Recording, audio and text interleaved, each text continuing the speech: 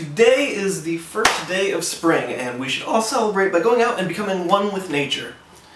I don't know what that means. Technically we're already part of nature, right? We're animals. My point is, go have an adventure outside. Over the past several weeks I've gone on a lot of hiking adventures around Los Angeles, and little did I know that there are so many hiking trails and forests and natural splendors, like literally within the city. Like Runyon Canyon is only about 4 blocks from Grauman's Chinese Theater in like downtown Hollywood. And it's beautiful, especially if you do what Megan and I do, which is start off following the trails and then eventually either get lost or just ignore them. Of course, if you're somewhere with a lot of cliffs or you've been drinking heavily, I wouldn't recommend going off the trails because a lot of people die this way. Also, I think it's illegal in a lot of areas. But when adventuring, I think it's important to go the way less traveled. If not by everyone else, then at least by yourself. Go find somewhere new that you've never been before and find out what's there. I've heard people bemoan the fact that they've been born in the wrong century because everything has been explored and mapped and there are no more new frontiers, and I'm here to tell you that that is not the case. There are frontiers in your hometown because you haven't explored them yet. You might think technology would be the enemy of this idea because with satellites and Street View, we can just sit home on our computers and find out what everything is. Well, of course that's not true, but rather this technology can be very helpful.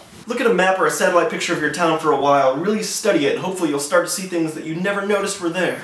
Like, wait a minute, there's a big chunk of forest behind this place? Or what is this mysterious abandoned industrial complex behind my old school? And hopefully you'll find out that there are things about the place you live, possibly where you've lived your entire life, that you still know nothing about. In high school, some friends and I once visited a park on the side of town that we don't usually go to, and in the back we found this natural running creek that we never knew was there. So I came back later with boots on with the intention of following that creek all the way out to the river to see where it went, and I did. And I found abandoned trains and a house that was sinking into the riverbed, and a man hunting a giant turtle to exact vengeance on him for having bitten him the previous week like some sort of backwoods Moby Dick. And I found a waterfall, not even like a small waterfall, but a considerable amount of water dangerously falling. And I found out the creek ran through the woods behind the old baseball diamonds where I practiced as a kid. And I remember standing in the field daydreaming at baseball practice about wanting to explore those woods, which consequently is probably why I was getting hit by the ball and traded to the opposite team so much. But I had forgotten about that desire to explore the woods, and yet there I was. Last week I explored Elysian Park here in Los Angeles, which I had seen on maps but had never put together that this wasn't actually some small, like, picnicky city park, and was actually a considerable amount of, like, trees. I used my trademark system of try to be on the trails but eventually don't be, mostly by mistake, and found all these cool vantage points and this cool lizard, and secret meadows and a disc golf course and breathable air.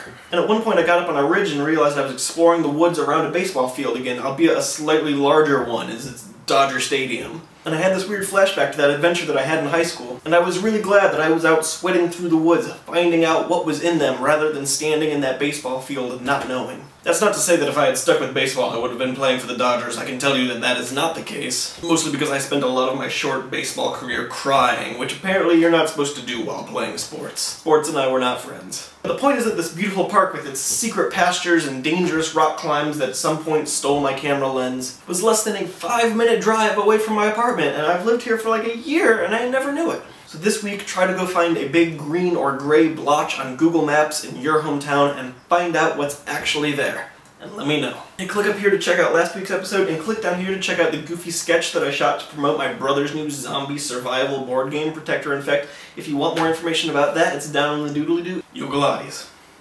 Yogalates.